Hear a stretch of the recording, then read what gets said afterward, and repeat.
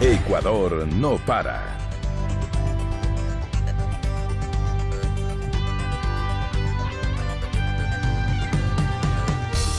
¿Qué tal, amigas, amigos? Bienvenidos una vez más a nuestro programa Ecuador no para.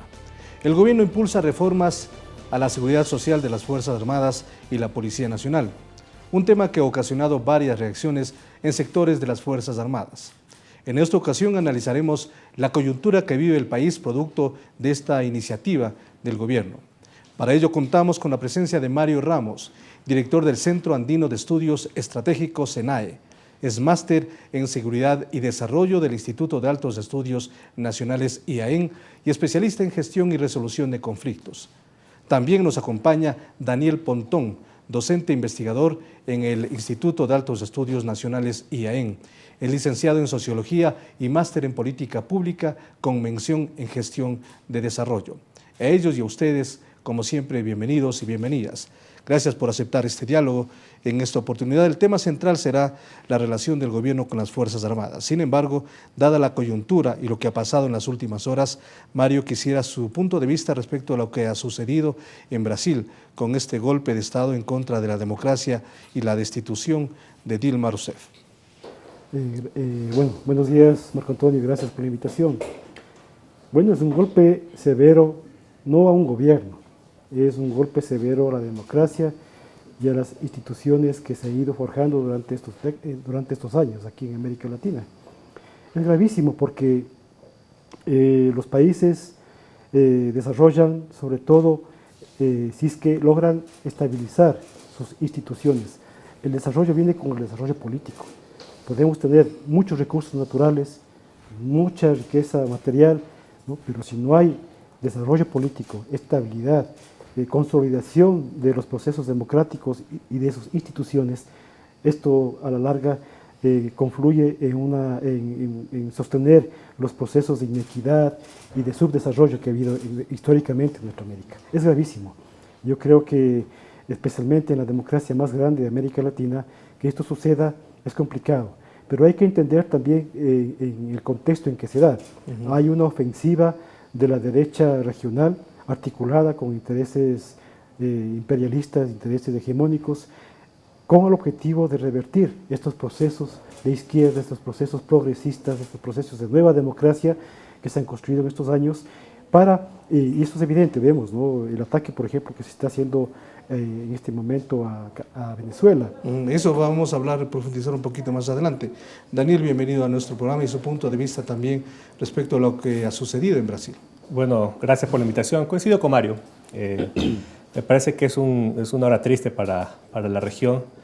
Me parece que es un retroceso sustancial en lo que es la consolidación de un modelo, digamos, político que ha abogado por la consolidación de la democracia como modelo político, articulado a una visión, digamos, mucho más digamos, equitativa en repartición de recursos, en establecer un modelo, digamos, mucho más estratégico nacionalista respecto al devenir del manejo, digamos, del Estado, etc. Es una serie de factores que yo creo que han sido, desde el punto de vista histórico, más allá de los apasionamientos que tengamos, un modelo positivo, ¿no?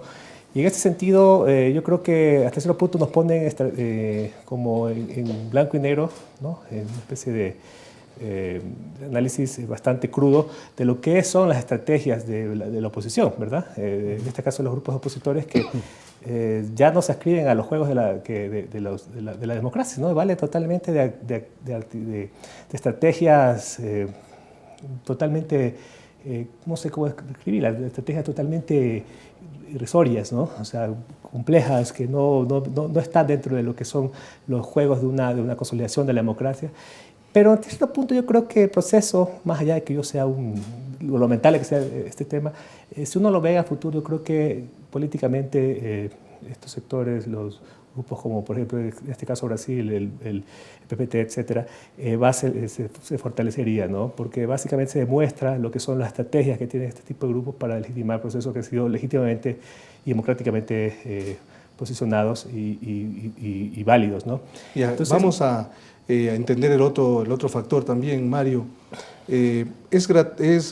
Digamos, este tema es un tema puntual, lo que pasa en Brasil, o obedece a una estrategia global, una estrategia regional, en donde efectivamente, como se ha mencionado, en algunos casos se quiere socavar a lo que significan los procesos progresistas en América Latina, o se quiere implementar unas políticas que vayan en contra justamente de lo que han ganado estos procesos en diferentes países. Bueno, obedece a una estrategia continental de la derecha articulada con intereses de los Estados Unidos, básicamente, porque la idea es revertir estos procesos de izquierda, y más que de izquierda, digamos, nacional populares, democráticos, de construcción democrática, de construcción de equidad. Mira, es importante señalar y poner algunos elementos que son claves.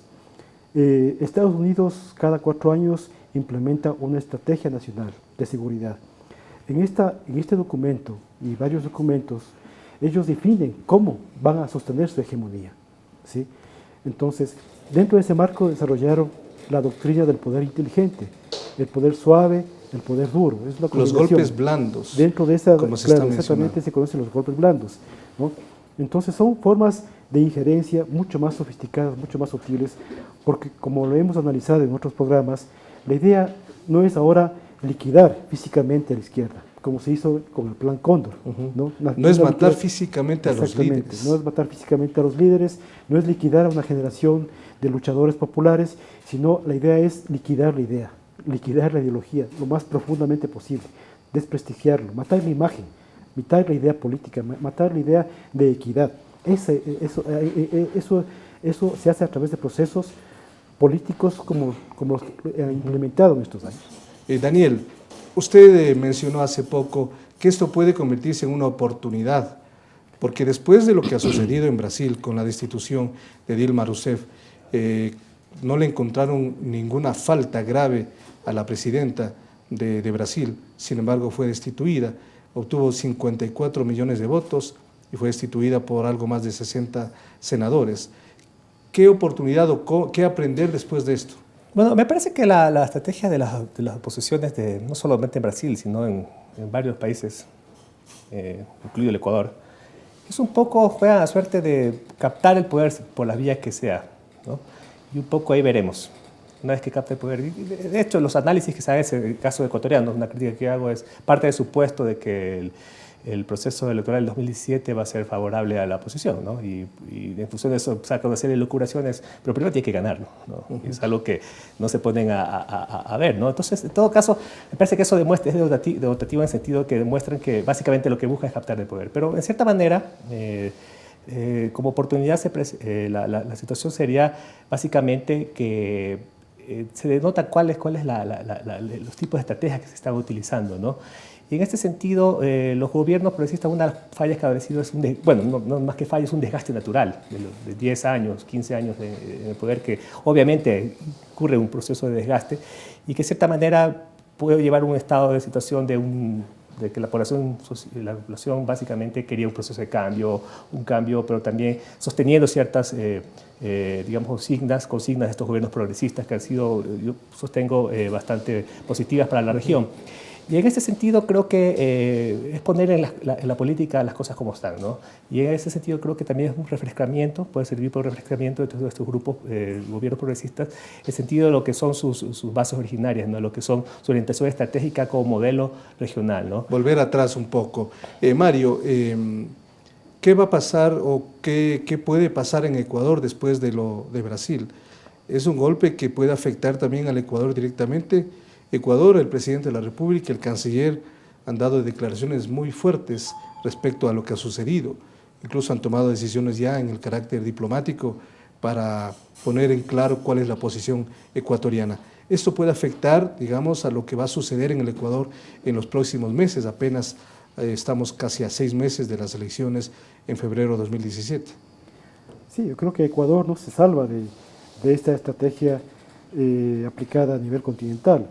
Pero yo creo que también es importante destacar que esta estrategia se aprovecha de los errores de los procesos, de las vulnerabilidades, de ciertas, de no captar de haber captado con el suficiente tiempo de anticipación, ¿no?, esta estrategia y definir una estrategia de defensa. Y sobre todo, no alejarse de las bases, de los sectores populares, de incentivar la participación.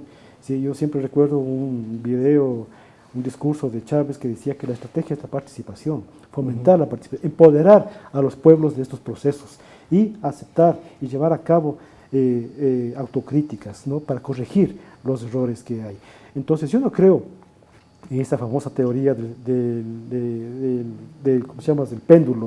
No, yo no creo en eso. Yo creo que aquí la ley de péndulo. Aquí sí, la ley de péndulo no existe. Eso es una explicación no científica de las realidades políticas. Pero sucede en algunas circunstancias. No, yo creo que no. O sea, yo creo que aquí lo que hay es errores de los procesos, errores de estrategia, errores de comunicación. Eso a la larga se acumula y se aprovechan de estas cuestiones para revertir los procesos. Eso yo creo que existe. Bueno, Daniel, abordemos ahora el tema respecto a la situación de las Fuerzas Armadas. Es un tema central que vamos a discutir en los próximos minutos, el papel de las Fuerzas Armadas en el desarrollo democrático de América Latina. Un poco vamos hacia los años 70, a lo que sucedió en Chile, en el caso de Allende, en Argentina con el Plan Cóndor, en Uruguay, en Paraguay, con circunstancias y situaciones consecuencias funestas para la población. ¿En qué medida los militares han tomado partido por ciertas políticas en contra de varios procesos que han sucedido en América Latina? A ver, yo creo que tengo una posición un poco distinta. Primero creo que comparar las Fuerzas Armadas chilenas o las Fuerzas Armadas ecuatorianas, con las ecuatorianas o básicamente con las Fuerzas Armadas de Conocimiento, exactamente, contexto de América Latina. No es tan apropiado. Nuestras Fuerzas Armadas han tenido un carácter doctrinario muy marcado hacia un desarrollismo. De hecho, el proceso que se vivió en los 60, pero básicamente en los 70, marcaron un modelo distinto en cuanto respecto a la historia del Estado-Nación. En ese sentido, las Fuerzas Armadas ecuatorianas han tenido un fuerte asiento desarrollista, está ciertamente progresista. Y eso no quiere decir que no tengan, digamos, ciertos anclajes, digamos, en ciertas culturas doctrinarias que vienen con ciertos autoritarismos. El modelo militar, por general, es un modelo autoritario, ¿no?, por su misma estructura, ¿no? Y básicamente la historia del país le ha dado cierto rol protagónico, por ejemplo, en fomentar ciertos cimientos en la cultura del Estado-Nación, y se ha creído ciertamente, eso ha permeado mucho su visión con respecto a cuál es su rol frente a la sociedad, ¿no? Un rol digamos, paternalista, de creerse los padres de la patria. Bueno, son esos factores que de cierta manera institucionalmente se consolidaban ciertas negociaciones de corte prebendaria, ¿no? Pero eso quiere decir que las Fuerzas Armadas de Ecuador, por lo menos en su modelo de pensamiento del Estado ecuatoriano, hayan sido un modelo bastante ligado a los chilenos, que son un modelo bastante ligado al modelo de Bismarck, ¿no?, un modelo bastante conservador, élites, ¿no?, violadoras sistemáticas de derechos humanos, ¿no? Yo creo que las Fuerzas Armadas, gracias a Dios, nuestras dictaduras no estuvieron de violaciones sistemáticas de los derechos humanos. Que hubo violaciones, lo han existido, y de hecho la Comisión de la Verdad se creó para justamente, más allá que el proceso fue en el año 84, 88, básicamente se focalizó el análisis. Son casos que ciertamente son todavía, en el contexto comparado, aislados, ¿no? Entonces no podemos comparar en cierta manera. Entonces, bueno, quiero aclarar un asunto. Yo de ninguna manera estoy comparando. Lo que quería hacer un contexto regional de lo que ha sucedido en Chile, en Argentina, en Uruguay y Paraguay. Obviamente el tema de las Fuerzas Armadas ecuatorianas es totalmente diferente. Y un poco el modelo de las Fuerzas Armadas ecuatorianas a partir del año 70, cuando hubo el derrocamiento de Velasco Ibarra, cuando asume Rodríguez Lara, cuando luego asume el Consejo Superior de Gobierno con el triunvirato. ¿Qué significó para el Ecuador este aparecimiento y esta irrupción hacia la democracia por parte de las Fuerzas Armadas en ese contexto? Antes de responder a esta pregunta, yo creo que es importante destacar algunos elementos que ya lo mencionó Daniel. O sea, mira, nuestros países en toda América Latina surgen a partir de una guerra antiimperialista, una guerra contra el imperio español, que era un imperio muy poderoso, el más poderoso uno de los más poderosos que ha existido en la historia. Entonces, es a partir de esa lucha político-militar, que en esencia fue una guerra civil, ¿sí? Porque hubieron milicias en cada región de nuestra América Latina, con oficiales profesionales, y también milicias y oficiales profesionales que vinieron y se enfrentaron mutuamente. A la larga se produce la independencia en ciertas condiciones, ¿no es cierto?, nacionales e internacionales, y son los ejércitos, en cierta manera, los que fundan los países en América Latina. Eso es un elemento a destacar, porque esta concepción nacionalista se mantiene de manera diferenciada en varios países, y ahí entro a la respuesta de tu pregunta. En nuestro país yo creo que se logró sostener esta visión más nacional popular de los ejércitos, ¿sí? Nuestro ejército tiene esa particularidad, digamos, y diferencia de ejércitos como por ejemplo el chileno o el argentino, donde se llevaron procesos de genocidio, de violación de derechos humanos masiva, absolutamente masiva. Y también se diferencia en que aquí procesos políticos como la Revolución Juliana, como el gobierno de Rodríguez Lara, el mismo nacimiento de las Fuerzas Armadas, que surgió de una revolución popular, la revolución alfarista, ¿sí? Son elementos que le dieron características diferentes a nuestro proceso histórico y características particulares también a las Fuerzas Armadas, ¿sí? Entonces, ahí viene, digamos, luego de que se produce la transición a la democracia, esta historia, esta carga histórica, digamos, confluye, ¿no? Y se negocia ciertas, digamos, privilegios, ciertas condiciones para que esta historia, digamos, se mantenga en cierta manera, logre sostenerse, ¿no? Este peso político histórico que tenían las Fuerzas Armadas de nuestra sociedad. A raíz de la democracia, de volver a la democracia con Jaime Roldós. Por ejemplo, con una cosa concreta, por ejemplo, los ministros de defensa tenían que ser militares en servicio pasivo, por ejemplo, ¿sí? Tenían que tener sus propios hospitales, a la larga se construyó su propia seguridad social. Su propia educación. Su propia educación, ¿no es cierto? Entonces, estas cosas... Y seguridad social, por exactamente, supuesto. ¿No? Esto que sucedió aquí, por ejemplo, en Europa no sucedió, pues es otra historia. ¿Sí? Si hablamos si queremos comparar con la seguridad social, por ejemplo, de España, es otra historia. Ya no existe. Ya, por ejemplo, la seguridad social, todos son iguales. Todos se gobiernan a los 65 años, en las mismas condiciones, no hay ningún privilegio, son otras condiciones. Entonces hay que entender el pasado, ¿no es cierto?, para ver cómo hemos llegado a lo que tenemos ahora y la crisis que se ha producido en este caso concreto de la seguridad social. Es importante ese punto de vista, pero también quisiera, Daniel, su punto de vista respecto al rol que jugaron las Fuerzas Armadas en 3 o 4 puntos específicos. Por ejemplo, el Taurazo, estamos hablando de 1987, en contra de León Febres Cordero, la caída de Bucarán en febrero del año 97, la salida de Maguad en enero del año 2000 y la huida de Gutiérrez en abril del 2005.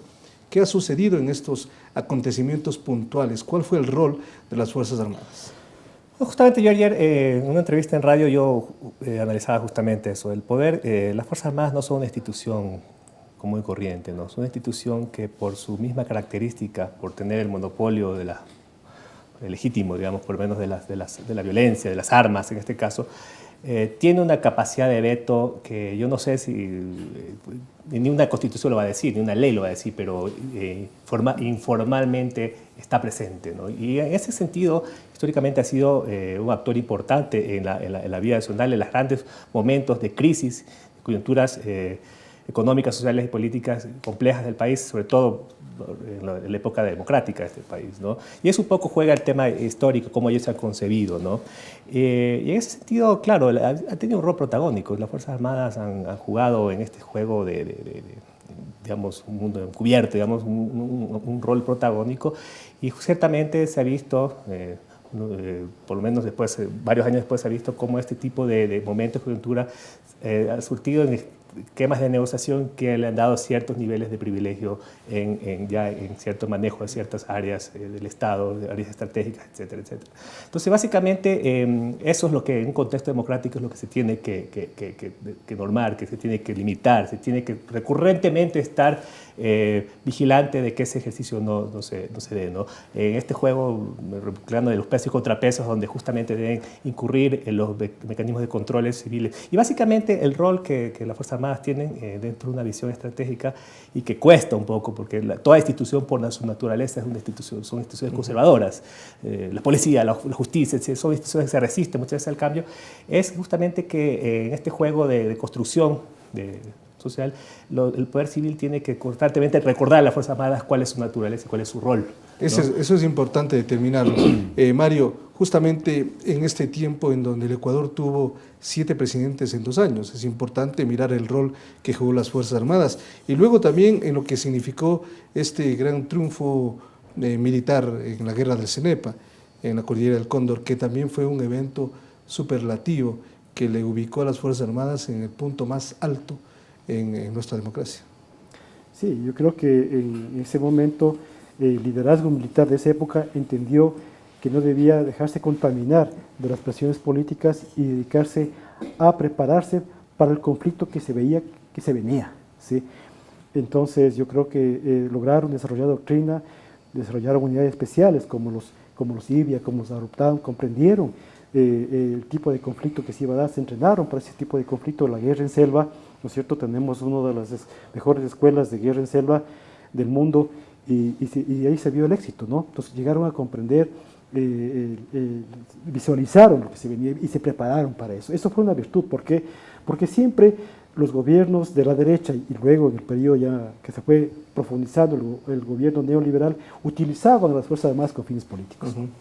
¿Sí? Con fines políticos, siempre lo usaron, ¿sí?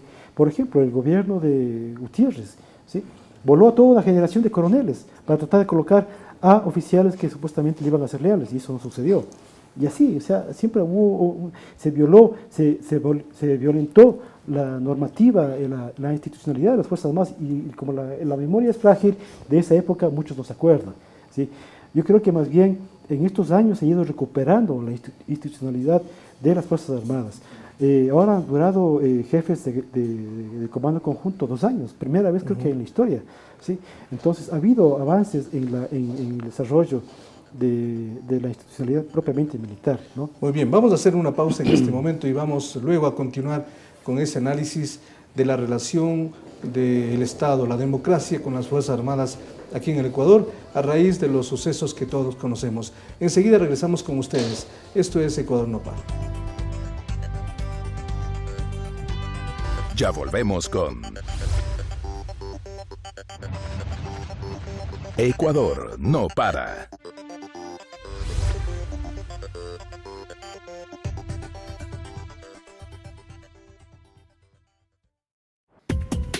La agencia Andes, la primera agencia de noticias del Ecuador, te invita a conocer su agenda diaria informativa con la actualidad política, económica, deportiva y cultural de nuestro país.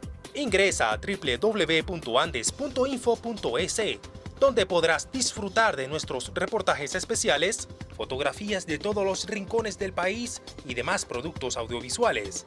Sigue nuestras noticias en Facebook, Twitter, YouTube y Flickr. Agencia Andes, la primera agencia de noticias del Ecuador. Continuamos con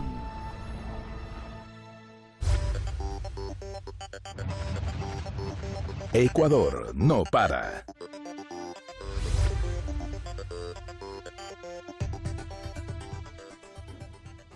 Quisiera, antes de compartir algunas inquietudes de nuestros usuarios, que me comente, Daniel, cuál es el punto de vista acerca de este rol de garantes que siempre ha tenido las Fuerzas Armadas en el Ecuador.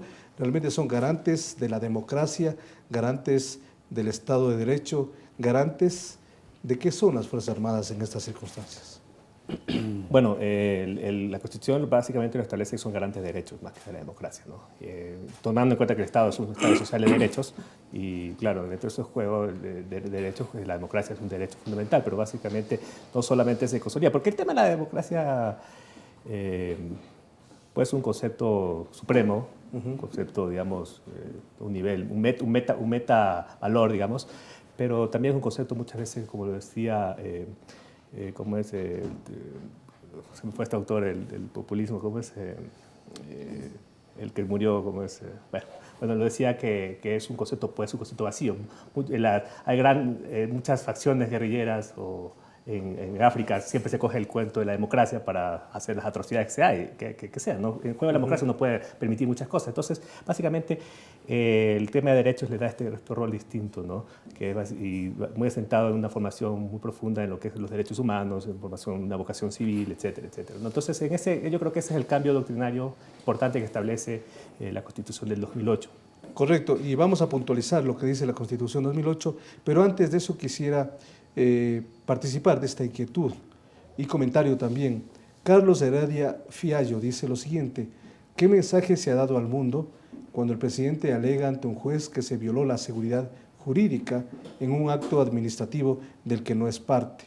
Si el Estado vulnera el derecho a la seguridad jurídica del presidente, ¿se da cuenta del peligro y riesgo de la vulneración de los derechos de los simples ciudadanos? Esta es una inquietud que nos ha llegado a este momento. Mira, he estado escuchando algunos análisis y comentarios de los abogados, y cuando hay dos abogados hay tres opiniones, y es muy difícil, ¿no? Y siempre le encuentran la forma de explicar y ver que cada uno tiene la razón, ¿sí? Yo quiero poner un tema de fondo, yo quiero poner más bien un tema académico ahí, un análisis más bien académico, y esto lo conocen todo militar lo conoce. La guerra, como dice Clausewitz, es la continuidad, es la continuación de la política por otros medios, ¿sí? Todo presidente de la República y todo gobierno decide si va o no a la guerra, y decide los objetivos políticos de la guerra, ¿sí? Y lo que hacen los militares es simplemente definir, como son profesionales, definir cómo conseguir esos objetivos políticos, ¿no? La estrategia militar para llevar a cabo eso. Por eso es que en esencia, no lo podrá decir con esas palabras la Constitución, pero en esencia y en todos los países del mundo, el jefe de Estado es el jefe de las Fuerzas Armadas. Yo creo que al ser así, ¿no? Por antonomasia, digamos, ¿no? Yo creo que los miembros de las Fuerzas Armadas le deben respeto a todo jefe de Estado. Ya el detalle, ¿sí? de tema más jurídico, yo creo que es complicado, porque yo sí creo que hay vacíos, tal vez más concretos, ¿no? Que permitan, en este caso concreto, de que el presidente vía un correo, ¿no? Le responden, bueno, y no sé qué reglamento disciplinario violó, ¿no? La manera como le responde. Sí, es una falta la de agresión respeto, que sí. recibe el presidente de la Sí, República dice con mentiroso, este tipo ¿no? de comentarios. Pero se expuso también, o sea, de esta manera, creo yo. O sea, es un tema muy complicado. Mira, yo creo que más bien hay que analizar cómo se ha llegado a esto. Ahora, ahí también va el punto de que el presidente tiene también derecho de enviar un comunicado y explicar a un colectivo, en este caso las Fuerzas Armadas, sobre su política de seguridad social. Creo que está también en pleno derecho de hacerlo y de poder comunicar de esa manera. Así es. Pero mira, o sea, ¿cómo se llegó a esto? Ese es el problema. Y a mí me preocupa más de eso, ese tema. La luna de miel, cuando se entregó a la administración de Petroecuador, a la Armada, ha terminado lo que ha terminado. Sí, yo creo que si queríamos llevar a cabo reformas, no solo en el campo de la seguridad social, del ISPA, sino reformas en varios campos, del tema de defensa en general, se debió haber llevado un proceso integral, complejo, planificado, sistematizado, ¿no? Sistemático, ¿no? Y se podía haber confluido en un resultado feliz. Entonces yo creo que ha habido una política de defensa en ese aspecto desordenada, coyuntural, ¿no? Y no prospectiva, no viendo el conjunto de lo que tenía que llevarse a cabo para conseguir unas Fuerzas Armadas mucho más disuasivas, un campo de defensa mucho más sólido, ¿sí? y un país que tenga capacidades defensivas que sean respetadas por... Ahora, incluso ahora con un nuevo rol que está jugando las Fuerzas Armadas de acuerdo a la Constitución, a las mismas enmiendas que fueron aprobadas, ¿usted cree que, Daniel, que los militares han perdido protagonismo en estos momentos en el país, que se han debilitado de acuerdo al nuevo rol que están cumpliendo acorde a la nueva Constitución? Para empezar, Ernesto Aclod era el autor que me decía para no caer en vacancia. A ver, yo me quiero referir un poco a lo que decía Mario, ¿no? Para mí el tema de la situación que se ha dado respecto de esta tema disciplinario con este oficial de la Armada, me parece que es una leguleyada. Lo voy a definir así, ¿no? Puede haber un vacío, pero se está rompiendo un principio básico.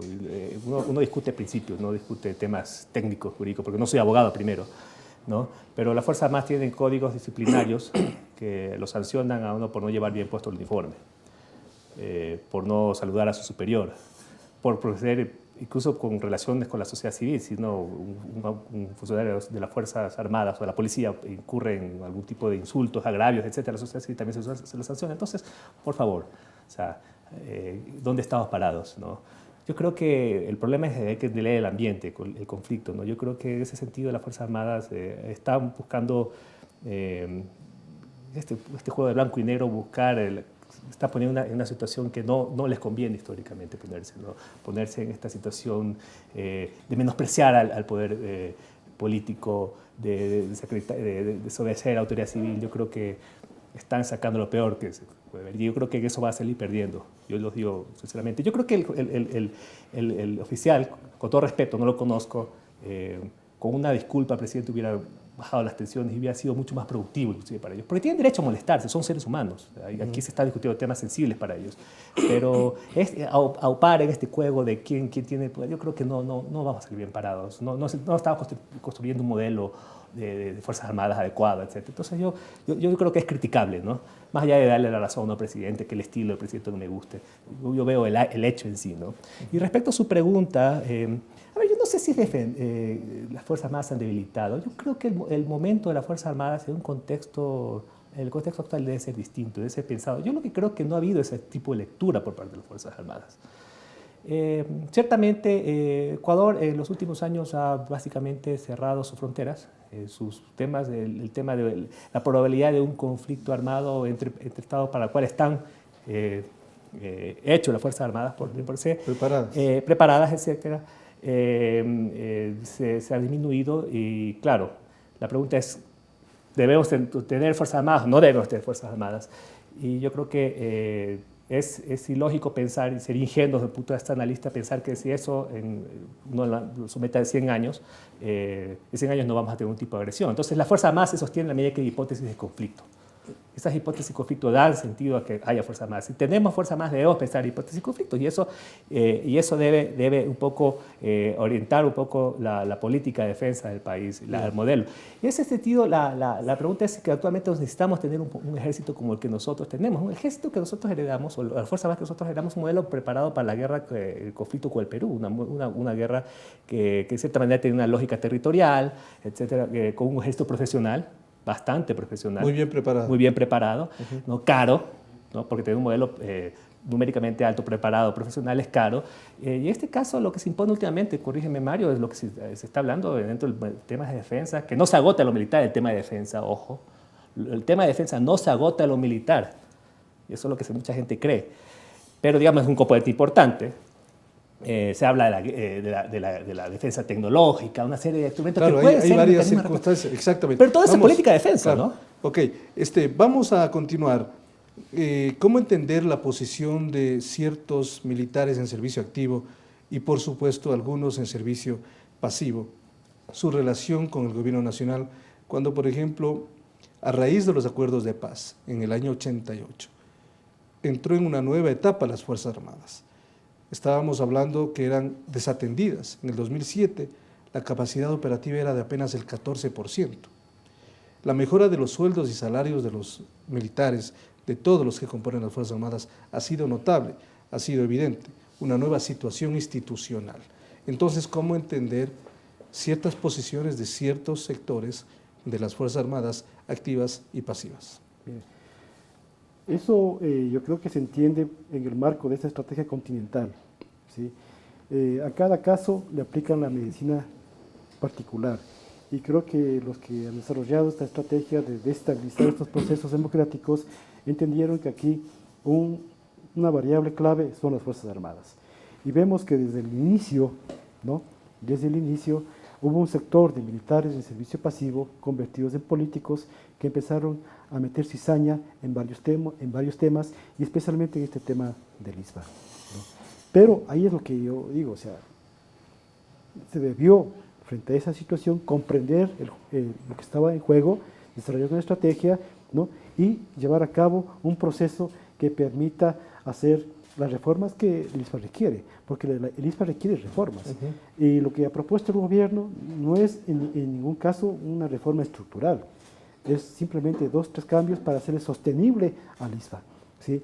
Es decir, ataca al tema de seguridad social, básicamente. Sí, porque es un tema sensible, obviamente, se han cogido ese tema para llevar a cabo su juego, su estrategia, ¿no? Y lastimosamente ha terminado en lo que ha terminado, ¿sí? Pero yo digo, el sector defensa, ¿no? Que no, como dice Daniel, no se agota en lo militar, debió haberse reflexionado cómo llevar a cabo varios procesos, inclusive para incrementar las capacidades y mantener el nivel operacional y operativo de las Fuerzas Armadas, porque mira, yo no creo, si bien vivimos en una región de paz, el escenario internacional siempre es inestable y siempre pueden surgir crisis, siempre pueden surgir conflictos. Pues no hay que descartar un conflicto armado entre países siempre hay que vecinos inclusive. Siempre hay que mantener capacidades disuasivas, siempre hay que tener un ejército profesional.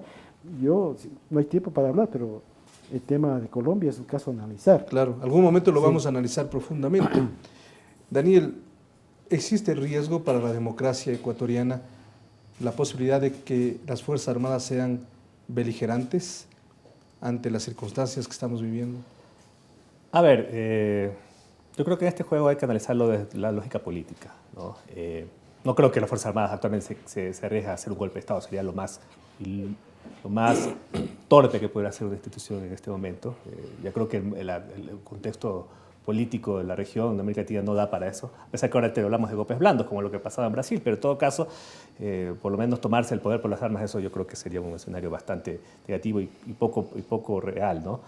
Pero en todo caso, ahorita se avecina una elección, ¿no? El próximo año tenemos un proceso eleccionario donde básicamente el rol de estos grupos va a ser un rol mucho más político, básicamente buscar negociar ciertos tipos de cosas y de apoyos informales, no vistos, ¿no? Con ciertos grupos que puedan promover un modelo distinto al que se está promoviendo ahorita, ¿no? En todo caso, lo que se está haciendo últimamente es poner en discusión un tema que a cualquier gobierno le va a caer, ¿no? El tema de la isla es un tema sensible, bastante sensible. Así es. Y en un contexto de discurso neoliberal donde se habla de recorte del Estado, el tema de la isla es uno de los temas que les va a caer y a ver qué hacen con ello, ¿no? Porque ciertamente el tema de la sostenibilidad financiera del ISBA es un tema problemático y tiene una enorme carga fiscal para el Estado. El problema es que el Estado no sé si de abasto para tanto, ¿no? Y la idea es hacerlo mucho más sostenible y si es sostenible también mucho más equitativo. Y una cosa que se les ha olvidado, que es solidario, ¿no? El sistema de seguridad social debe ser pensado en función de una lógica solidaria, que ciertamente el modelo del ISBA no lo tiene, ¿no? Por ejemplo, no aportan al tema de seguro campesino, con lo cual la seguridad social civil, común y corriente, nosotros lo hacemos, ellos no lo hacen. El tema, por ejemplo, las cesantías, un tema que es importante discutirlo, el tema de las cesantías, cuál es el rol de la cesantía dentro del tema de seguridad social, sí que debe recibir ese tipo de cursos a final de la carrera, sobre todo de un general, donde creo que hay una diferencia no recuerdo, de 4-1 lo que aportaron, ¿no? Frente a lo que reciben, etc. Una serie de situaciones que deben ser un poco corregidos y eso para nada es y que son importantes en estas reformas que se están desarrollando y que a propósito la Asamblea Nacional ya lo está conociendo. Jan Pesantes escribe un comentario y dice: ¿cuál es el rollo de los militares? Supongo que es la defensa y seguridad de la nación y lo que está politizando por parte de los militares están echando por los suelos la Constitución de la República. Es un comentario que quisiera algún punto de vista. Sí, mira, en la defensa intervienen 3 grandes variables: gobierno, pueblo y ejército. La defensa, como ya lo manifestó Daniel, no es un tema militar únicamente, ¿no? En la defensa interviene todo el pueblo, especialmente si hay guerras como la de Siria, ¿no? Todo el pueblo interviene, todo el pueblo entra a defender su país. Entonces la defensa no se agota en lo militar, eso es una idea importante. Ahora, yo digo, hemos revisado la historia, ¿no? Cómo surgieron nuestros países, cómo surgió el Ecuador, cómo se negoció la transición a la democracia. Entonces, yo insisto y repito, o sea, un gobierno que ha tenido ya 10 años casi en ejercicio del poder, debió plantearse, ¿no es cierto?, porque se planteó reformas, se planteó revolución, ¿no?, debió plantearse un proceso sistemático de transformación de las Fuerzas Armadas y de la defensa, no solo de la defensa, para tener un país con suficientes capacidades defensivas, en todos los campos, tecnología, organización, doctrina, seguridad social, etc. Entonces yo creo que se ha ido de manera muy desordenada. Disculpa que insista en este tema, por eso es que tenemos el resultado que tenemos, ¿sí? Yo creo que ahora, en democracia, y la Constitución lo señala, ¿no es cierto?, los militares deben regirse al poder civil, ¿sí?, deben respetar la Constitución. Yo creo, pero el problema está que en la realidad hay estos factores, ¿no es cierto?, y hay estos militares que le meten, políticos que le han metido desde hace muchos años. Claro. No es solamente ahora. Quizás ahora es un poco No, la consolidación de la todo este consolidación proceso anterior, digamos, de la intervención sobre todo militares de servicio pasivo. Ahora ya estamos llegando a la parte final. Daniel, en este momento, ¿qué es lo que debería suceder? Un poco para bajar las tensiones de lado y lado. Algunos comentaristas sostienen eso, que es necesario que se pongan a conversar ya en otro sentido. Sin embargo, en este momento se va a establecer un nuevo Consejo de Disciplina para analizar el caso de este oficial de la Armada Nacional. ¿Qué debería suceder para los próximos días y meses en el país en cuanto a la relación del Estado con las Fuerzas Armadas? Un diálogo no condicionado, ¿no? Porque yo creo que el deber del gobierno y el rol de las Fuerzas Armadas es entender su naturaleza frente al Estado, ¿no?, y frente a la sociedad, ¿no? En ese cuadro no podemos negociar ciertos principios básicos, ¿no? Un diálogo básicamente sostenido bajo esos principios, ¿no? Y que cualquier reforma que se sostenga, cualquier proceso, cualquier cuestión que atañe al mundo de las Fuerzas Armadas, tienen que respetarse esos principios. Yo creo que eso es lo que debemos inculcar y como sociedad civil tenemos que recordarles. Nuestro rol como analistas es justamente eso, ¿no? Un analista en temas de seguridad, en temas de defensa, que piensa lo contrario, no debería ser llamado analista. O sea, cualquier persona que piensa pensar que las Fuerzas Armadas deben levantarse en armas hasta este gobierno despótico no debería ser tomado en cuenta como una persona seria. Parece que esa es la solución, a final de cuentas.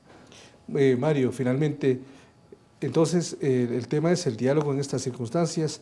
¿Qué podrá suceder con este tema de cara a las elecciones del año 2017? Yo creo que no debe escalar el conflicto, se tiene que hacer todo lo posible por bajar las tensiones, ¿no? Y insisto, sí, yo creo que el diálogo debe ser la solución, ¿no? Yo creo que el país pierde con esto, porque el sector de defensa no es cualquier sector. O sea, yo creo que hay que mantener la unidad del país, la unidad de la sociedad. Y yo creo que estos temas afectan a eso. Yo creo que debemos avanzar, ¿no es cierto?, en la politización positiva de las Fuerzas Armadas. O sea, no estoy diciendo partidización, sino politización en el sentido de comprender esta cuestión de la democracia, de respeto a la institucionalidad, ¿no es cierto?, de evolucionar inclusive en esos Pero también debe quedar claro de que el presidente de la República es la máxima autoridad tanto de civiles como de militares, el comandante en jefe de los militares, como dice la Constitución. Eso no debe estar en duda, es lo que dije hace unos minutos.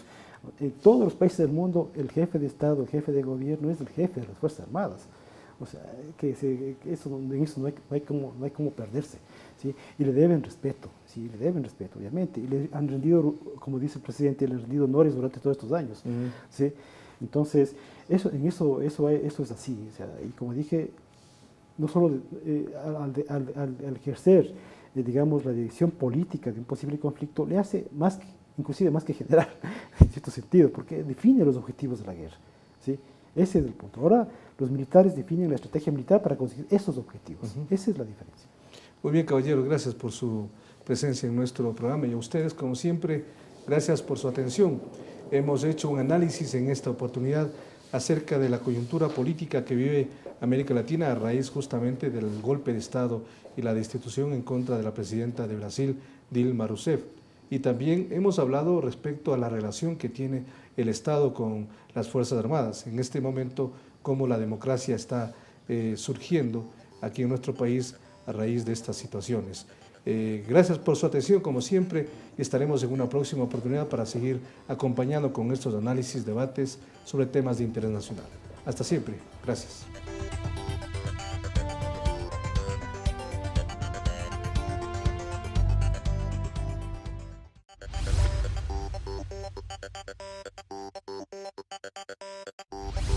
Ecuador no para.